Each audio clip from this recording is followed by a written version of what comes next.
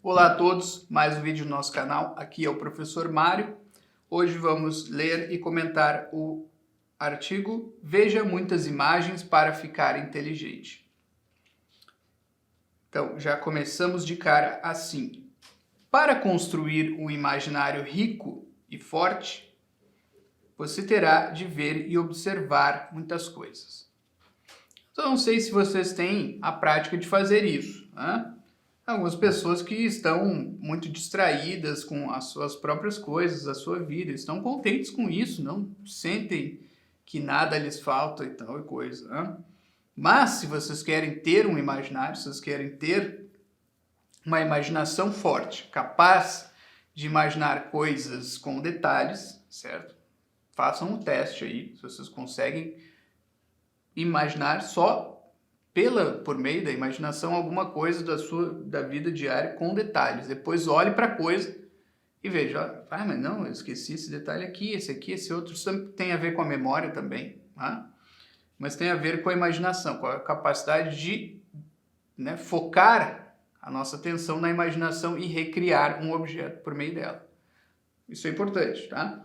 E também ter um imaginário rico subentende ver e observar, não só ver, nós vemos muitas coisas, né? Ver é mais uma coisa de passar os olhos por cima dos objetos. Agora, observar é bem diferente, é focar o olhar, não a imaginação agora, mas o olhar no objeto, para captar e registrar os detalhes dele, né? Estamos falando aqui de coisas corpóreas, né, pessoal? Não estamos nem falando aqui de conceitos abstratos agora, tá?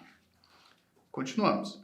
A dificuldade maior estará em prestar atenção, pois nossa atenção foi treinada para vagar de objeto em objeto, na busca vã por algo que nos vá preencher de satisfação sem fim.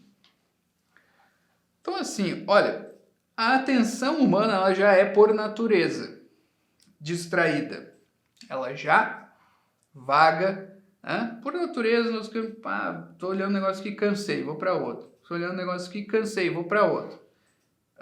Só que nós somos treinados, eu diria, pela cultura atual, a não só não prestarmos atenção em nada, assim, com muita atenção, mas a viver querendo mudar de foco, de atenção. Então, existe um treinamento. Uma coisa que já é natural pode ser treinada para ficar ainda mais forte. E não só para o bem, para o mal. Então, sim, não, olha, sempre tem que procurar. Olha o novo produto, olha a nova propaganda, né? Olha o novo seriado, olha o novo episódio, olha o novo o reboot do Batman, olha a nova versão de não sei o que. Então, ok, assim funciona a indústria, certo? Mas nós não podemos, para estudar, nós não nos podemos basear só nisso.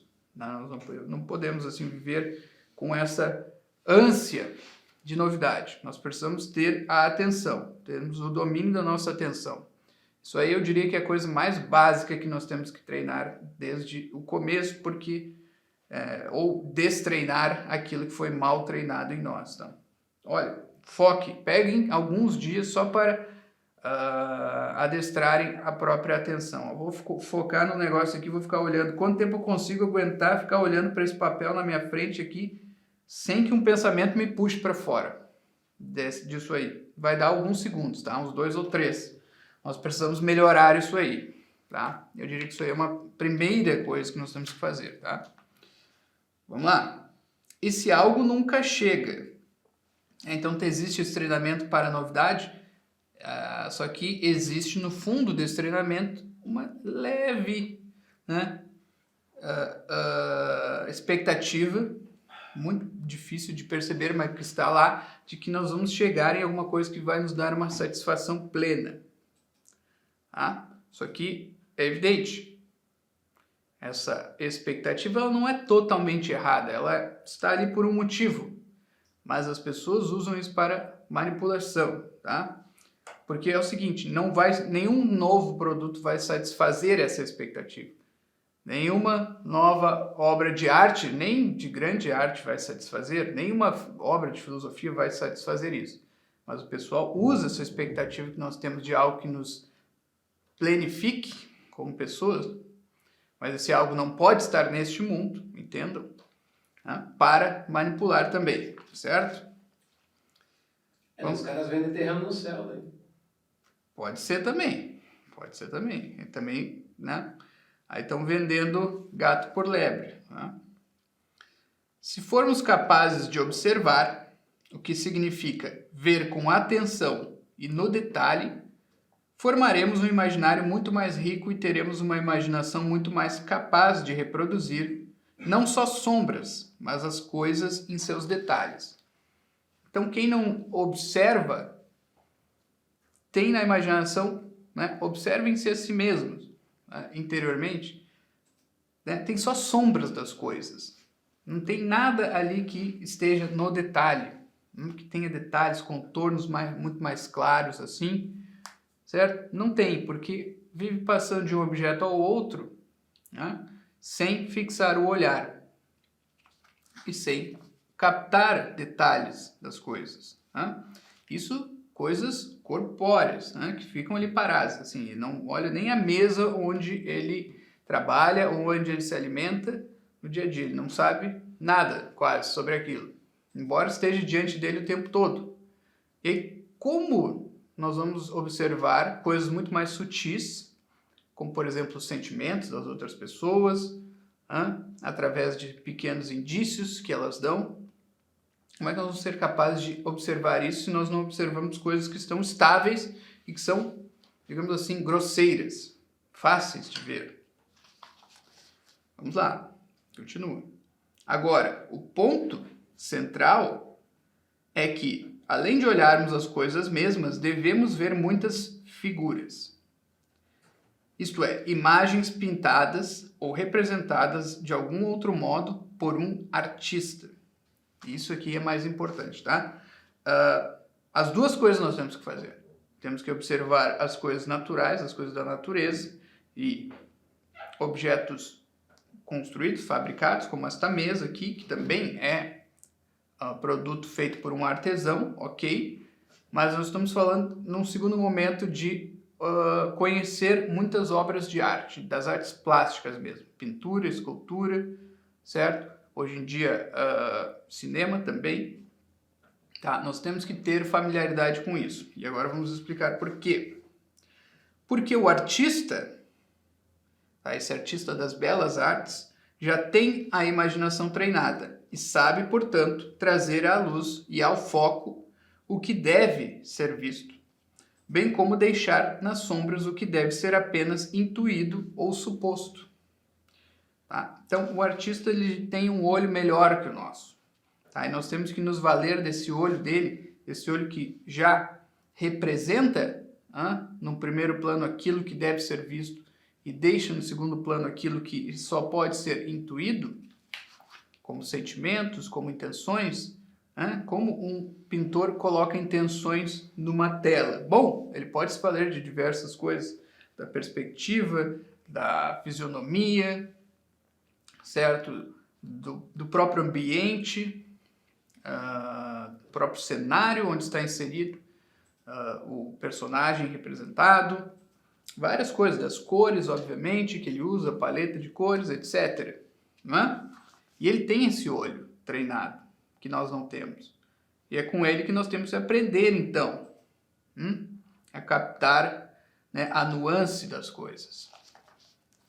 A arte de ver é atributo dos artistas plásticos em especial.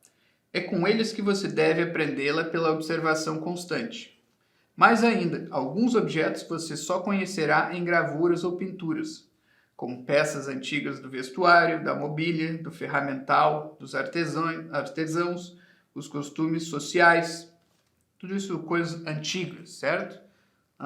Como se vestia alguém no medievo, na Renascença, na Idade Moderna, na Idade do Iluminismo, tudo isso está representado nas pinturas da época.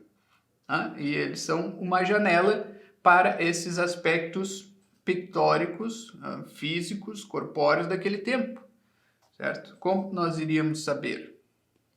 Se não por meio dessas obras que ficaram.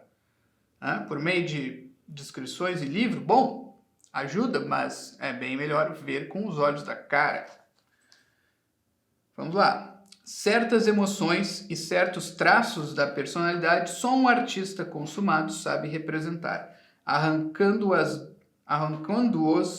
do íntimo para o exterior, a fim de que todos possamos contemplá-los.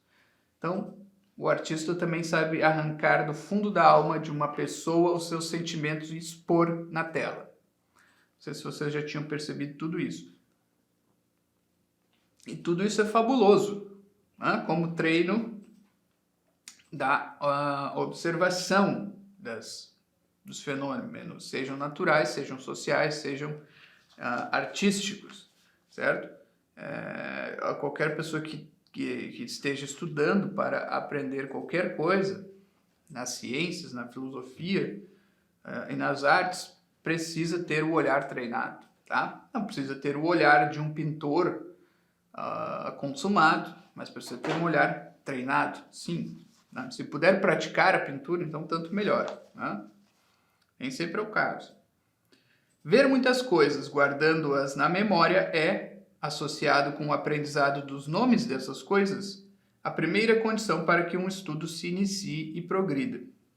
Isso é estudo efetivo de gramática, bem diferente daquela lenga-lenga escolar e da atual vaidade de saltar etapas. Então aqui só para finalizar um parágrafo bem curto e grosso, na verdade, dizendo isso, né?